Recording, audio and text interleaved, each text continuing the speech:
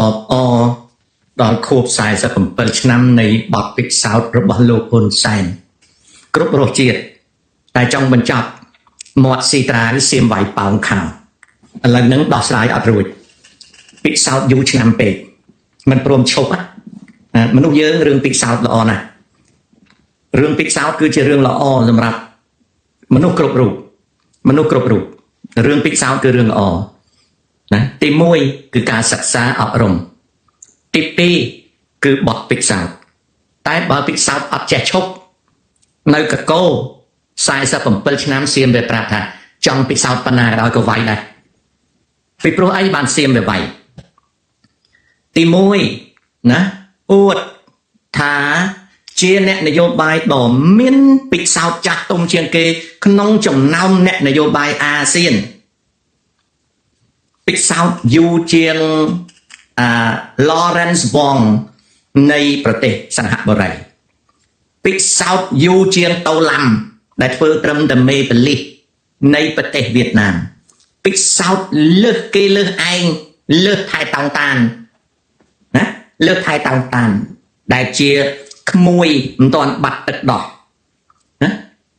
ហ្នឹងក៏ពិសោធន៍អញ្ចឹងពិសោធន៍លើសតូឡាំដែលធ្វើតែមេបលិសពិសោធន៍លើសLawrence Wong ដែលក្មេងសកលក្រៅពិសោធន៍លើសថៃតោងតានស្រិទ្ធថវិសិនលើសអនុទិនចានវរៈគុណពិសោធន៍លើស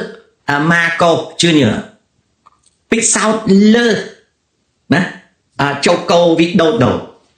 ពិសោធន៍លើសអានវ៉ាអេប្រាហាំពិសោធន៍លើសម៉ាំងអ៊ុងឡាំងពិសោធន៍លើសគេលើសឯងដល់អញ្ចឹងទៅអួតថាជាអ្នកនយោបាយដែលចាស់ទុំជាងគេក្នុងអាស៊ានគេធ្វើស្អីក៏ដោយក៏គេសួរគាត់ដែរដល់អញ្ចឹងទៅសៀមវាខ្លាំងវាថាអូខេអញ្ចឹងបើពិសោធន៍វាយសាក់មើលវាយលើកមុនដូចវាយមិនឆ្ងាញ់ទេរត់ទំនុកវាយមិនឃើញអញ្ចឹងក្រោយពីឆ្នាំ2008វាយសាក់មើលម្ដងទៀតដល់វាយសាក់មើលប៉ោងខាង38សមរភូមិបាត់តនេះហើយគេហៅថាអ្នកមានរក្សាខ្សត់ដូចសម្ពុតវត្តពីក្រៅអ្នកប្រាជ្ញរក្សាខ្លៅដូចសំពៅនៅសំប៉ានពិសោធន៍ជាការល្អក៏ប៉ុន្តែពិសោធន៍អត់ចូលសាលាដែលភាសាគេហៅថា street smart ភាសាអង់គ្លេសគេហៅថា street smart ណាគេហៅថា street smart ណា street smart ហ្នឹងគឺជាពិសោធន៍អត់ចូលសាលាណាដល់ពិសោធន៍អត់ចូលសាលាវាមានអាប់ដេតឯណាពិសោធន៍តាដែលវិលទៅវិលមកនៅក្នុងប្រឡោកដល់អញ្ចឹងទៅចេះតែនឹកឃើញតែខ្លួនឯងប្រកែដល់ពេលសៀមវាមានពិសោធន៍តែជាងប៉ុន្តែវាពិសោធន៍តាមជំនាន់វាយឡើងប៉ោងខោបាក់តប38សមរភូមិឃើញទេផ្នែកនយោបាយពិសោធន៍47ឆ្នាំរកប្រទេសណាមួយគ្រប់គ្រងកម្ពុជាអត់បានរកប្រទេសមួយមកគ្រប់គ្រងកម្ពុជាអត់បានអត់មានប្រទេសណាគ្រប់គ្រងកម្ពុជាផុសតាមជាក់ស្ដែងគឺអត់មានប្រទេសណាកោតទោសសៀមតែសៀមឆ្លៀនពេលណាអាហ្នឹងហើយគេហៅថាពិសោធន៍ល្មមភ្ញាក់ខ្លួនហើយបាននិយាយពីអំពើហិង្សាប្រកែចាប់គេដាក់គុកងើបមួយវាយមួយណាបាននិយាយពីរឿងពុកអលួយប្រកែបាននិយាយអំពីរឿងបំផ្លាញធនធានធម្មជាតិក្នុងប្រទេសប្រកែ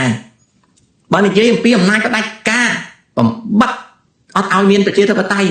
មិនគោរពច្បាប់ប្រកែខាងនោះទៅរបស់នោះអត់ចាំបាច់ចូលសាលាដល់ពេលអត់បានចូលសាលាអាពិសោធន៍នឹងវាយចាញ់អាអ្នកចូលសាលាអញ្ចឹងចាស់ពីថ្ងៃនេះតទៅអាក្មេងវត្តទាត់ក្មេងក្រុងនេះណាលែងមានហើយពាក្យថាក្មេងវត្តទាត់ក្មេងសាលាទាត់ក្មេងក្រុងនេះលែងមានណាសូមឲ្យបងប្អូនកូនចៅខ្មែរភ្ញាក់ខ្លួនឡើងថាពិសោធន៍អ្វីក៏ដោយតែបើអត់ចូលសាលាអត់អាប់ដេតអត់បច្ចុប្បន្នភាពគឺអត់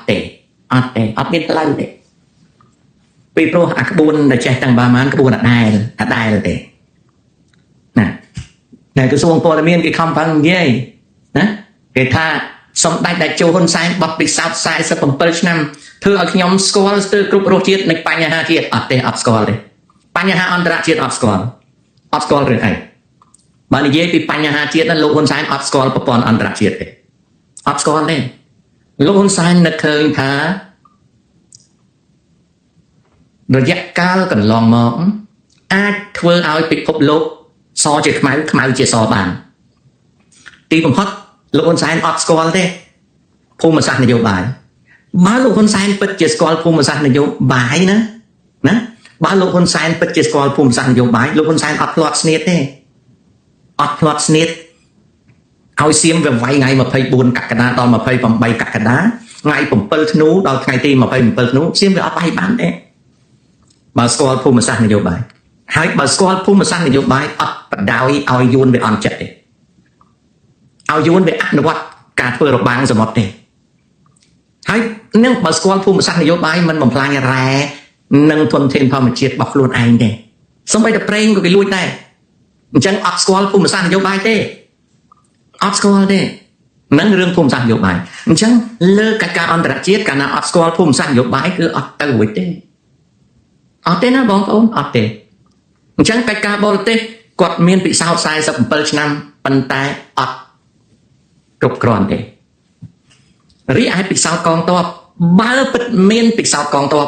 មិនទុកឲ្យកងទ័ពនៅអញ្ចឹងនេះកងទ័ពត្រូវមានវិន័យត្រូវមានរបៀបរបបត្រឹមត្រូវមិនទុកឲ្យនៅអញ្ចឹងទេនឹងកងទ័ពចុះរដ្ឋបាលវិញមិនទុកឲ្យរដ្ឋបាល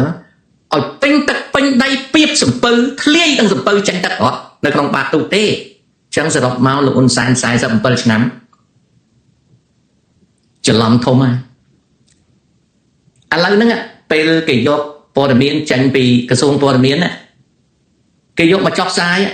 ណាឥឡូវហ្នឹងគាត់គេយកមកផ្សាយណាពិសោធន៍47ឆ្នាំណាខាងនិយាយพูดគេថាចឹងណាអូខេណាគេដាក់បែបញើសជោគថ្ងាក់ពិសោធន៍47ឆ្នាំណាម្នាក់ទៀតថា18កន្លែងពិសោធន៍47ឆ្នាំថៃចែកប្លង់រឹងម្នាក់ទៀតដាក់រូបសើចណាម្នាក់ទៀតដាក់ថាអួតរហូតដល់តល់ច្រកណាម្នាក់ទៀតដាក់ថាលើកក្រោយនេះបើរត់មិនតាន់នៃប្រពិសោធន៍ច្រើនពេកណាម្នាក់ទៀតដាក់ថាដឹកនាំតាំងតែពីល្បីប្រាសាទអង្គរវត្តគេស្គាល់ខ្មែរឥឡូវល្បីខ្លាំងពេញពិភពលោកគេស្គាល់ថាជាសម្បុកអក្រិតកម្មអនឡាញឆោបោកម្នាក់ទៀតសរសេរថាពីដំបូងបើកុំធ្វើរដ្ឋប្រហារសម្ដេចរានរិទ្ធមិនបានកាន់អំណាចដែរម្នាក់ទៀតថាគ្រប់រសជាតិពិសេសរសជាតិបពុនិយមនិងពុកអលួយម្នាក់ទៀតគេថាណាពិសោធន៍47ឆ្នាំធ្វើឲ្យខ្ញុំបំផ្លាញប្រទេសខ្លាចជាអ្នកមានម្នាក់ទៀតក៏សរសេរថាប្រឹងអួតដល់ណាលោកឲ្យលោកល្មមភ្ញាក់ខ្លួនហើយម្នាក់ទៀតសរសេរថាមែនហើយណាខំប្រឹងអួតរហូតដល់ថៃវាចាញ់ប្លង់រឹងជំនួសណាអូខេម្នាក់ទៀតសរសេរថា47ឆ្នាំរកតែយន្តហោះចម្បាំងមួយគ្រឿងឲ្យហោះកើតអត់ហោះផងពិសោធន៍ខ្លាំង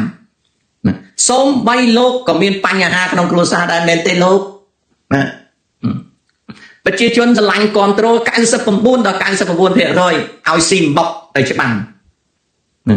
ឲ្យតែចិត្តបោះឆ្នោតតែមានសង្គ្រាមព្រំដែនឬក៏គម្រាមថាមានសង្គ្រាមហើយពីព្រោះពិសោធន៍ដល់កំណត់អួតចាញ់ទៀតអត់ខ្មាស់គេមិនតិច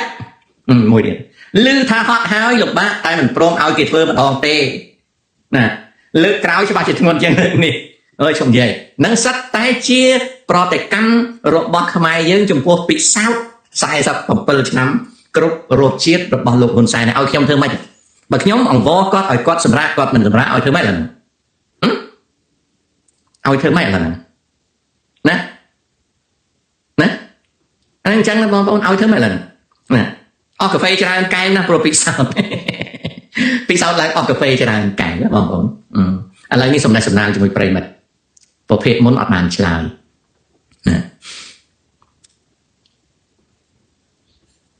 ណាលោកតាថ្នាក់លើនៅតែស្ងាត់រឿងព្រំដែន សក្តាត្រូវការរកដំណោះស្រាយមិនមែនមិនរកទេកំពុងតែគិតណាមិនមែននេះទេគឺកំពុងតែគិតដូចជាពាក្យដែលក្រសួងរដ្ឋលេខាធិការដ្ឋានព្រំដែនបាននិយាយអញ្ចឹងណាជាតិនិងសាធារណជនជាតិអន្តរជាតិទាំងអស់ឲ្យបានជឿថាកិច្ចប្រជុំពិសេសរបស់គណៈកម្មការចម្រុះខណ្ឌសីមាព្រំដែនគោក JBC កម្ពុជាថៃដែលកម្ពុជាបានស្នើរៀបចំឡើងនៅសប្តាហ៍ទី2ឬសប្តាហ៍ទី3ខែមករាឆ្នាំ2026នៅខេត្តសៀមរាបត្រូវបានភាគីថៃឆ្លើយតបនិងស្នើលើកពេលសារជាថ្មីជាលើកទី2ដោយលើកហេតុផលរងចាំនីតិវិធីផ្ទៃក្នុងដើម្បីតែងតាំងសមាជិកថ្មីនៃគណៈកម្មការ JBC ភាគីថៃបន្ទាប់ពីគណៈរដ្ឋមន្ត្រីថៃថ្មីត្រូវបានបង្កើតឡើងក្រោយការបោះឆ្នោតសភានៅដើមខែកុម្ភៈនាពេលខាងមុខក្នុងអំឡុងពេលរងចាំកិច្ចប្រជុំពិសេសរបស់គណៈកម្មការ JBC នាពេលខាងមុខនិងដើម្បីពង្រឹងការអនុវត្តការងារលើដីជាក់ស្ដែងដែលបានឯកភាពគ្នានាពេលកន្លងមកស្របតាមខ្លឹមសារនៃកំណត់ហេតុកិច្ចប្រជុំពិសេសរបស់គណៈកម្មការ JBC កម្ពុជាថៃចុះថ្ងៃទី22ខែតុលាឆ្នាំ2025នៅខេត្តចន្ទបុរីភាគីកម្ពុជាបានស្នើសារជាថ្មីទៅភាគីថៃតាមរយៈកំណត់ទូតចុះថ្ងៃទី13ខែមករាឆ្នាំ2026ដែលមានខ្លឹមសារដូចខាងក្រោម 1. ស្នើចាត់បញ្ជូនក្រុមវាស់វែងចម្រុះ Joint Survey Team នៃភាគីទាំងពីរចុះលើដីជាក់ស្ដែងនេះគឺជាសេចក្តីជូនដំណឹងណានេះគឺជាសេចក្តីជូនដំណឹងរបស់នេះគឺជាសេចក្តីជូនដំណឹងរបស់អគ្គលេខាធិការដ្ឋានព្រំដែនណានេះគឺជារឿងណាដូច្នេះហើយគឺទី1ណាស្នើចាត់បញ្ជូនក្រុមវាស់វែងចម្រុះ Joint Survey Teams នៃភាគីទាំងពីរចុះលើដីជាក់ស្ដែងឡើងវិញដើម្បីអនុវត្តការងារបោះបង្គោលបណ្ដោះអាសន្ននៅកំណត់ព្រំដែនចន្លោះបង្គោលលេខ42 47និងបង្គោលលេខ52 59នៅកាលបរិច្ឆេទសមស្របណាមួយចន្លោះថ្ងៃទី19ដល់ថ្ងៃ23មករាឆ្នាំ2026ក្រុមវាស់វែងចម្រុះនៃភាគីទាំងពីរនឹងធ្វើការទំនាក់ទំនងគ្នាផ្ទាល់ដើម្បីកំណត់ពេលវេលានិងទីតាំងជាក់លាក់អានេះទទូចណាសូមគូសបញ្ជាក់ផងដែរថាក្រុមវាស់វែងចម្រុះនៃភាគីទាំងពីរកម្ពុជាថៃបានចាប់ផ្ដើមធ្វើការវាស់វែងនិងបោះបង្គោលបណ្ដោះអាសន្ននៅកំណត់ខ្សែព្រំដែនចន្លោះបង្គោលលេខ42 47កាលពីថ្ងៃ19វិច្ឆិកាឆ្នាំ2025និងនៅកំណត់ខ្សែព្រំដែនចន្លោះបង្គោល52និង59កាលពីថ្ងៃ8ខែវិច្ឆិកាឆ្នាំ2025ហើយត្រូវបានផ្អាកថ្ងៃទី8ខែធ្នូឆ្នាំ25ដោយសារសង្គ្រាមឈ្លានពានមកលើអធិបតេយ្យនៃបូរណភាពទឹកដីកម្ពុជាណាទី2ស្នើចាត់បញ្ជូនក្រុមការងារវាស់វែងចម្រុះនៃភាគីទាំងពីរចុះធ្វើការលើដីជាក់ស្ដែងនៅកាលបរិច្ឆេទសមស្របណាមួយណាលើកាលបរិច្ឆេទសមស្របណាមួយចន្លោះថ្ងៃ26ដល់ថ្ងៃទី30មករាឆ្នាំ2026ដើម្បីកសាងឡើងវិញនៅបង្គោលព្រំដែនចំនួន15តាមគំរូដើមបង្គោលបារាំងនៅទីតាំងពិតប្រាកដដែលភាគីទាំងពីរបានឯកភាពគ្នាណារដ្ឋលេខាធិការដ្ឋានព្រំដែនបញ្ជាក់យ៉ាងវិញចេះនេះគឺជាអ្វីដែល JBC ខាងកម្ពុជាណាខាងគណៈកម្មការព្រំដែនខាងកម្ពុជាណាគាត់និយាយណាតែថៃវាអត់ឆ្លើយណាថៃវាអត់ឆ្លើយបាទថៃវាអត់ឆ្លើយបងប្អូនវាមិនខ្ចីឆ្លើយណា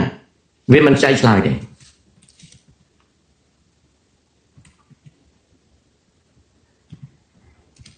វាអត់ឆ្លើយតែវាអត់ឆ្លើយធ្វើអីវាកើតទេហើយបើមិនចឹងវាស្ដីឲ្យទៀតប្រើពាក្យតែឆ្លៀនពៀនស្ដីឲ្យទៀតណាឥឡូវហ្នឹងគឺចង់ទៅវាស់កន្លែងដែរណាចង់ទៅវាស់កន្លែងដែរហើយចង់ទៅជួសជុលឬក៏សាងសង់បង្គោលព្រំដែនចំនួន15ដែលបានព្រមព្រៀងគ្នាព័ត៌មានរបស់រដ្ឋលេខាធិការដ្ឋានព្រំដែនកម្ពុជានៅតែភូតកុហកនៅឡើយណានៅតែភូតកុហកនៅឡើយមានន័យថានៅតែមិនប្រាប់យើងត្រង់ទេណាដូច្នេះខាងថៃវាអត់ឆ្លើយទេមិនបានវាមិនឆ្លើយណាមិនបានវាមិនឆ្លើយពីព្រោះវាពន្យាពេលបាទវាពន្យាពេលឥឡូវមានព័ត៌មានមួយទៀតរដ្ឋាភិបាលកម្ពុជាសម្រេចដាក់ស្លាកសញ្ញាថ្មីលើតួអាកាសយានថ្មីតាមរចនាសត្វត្រយងឲ្យចេញ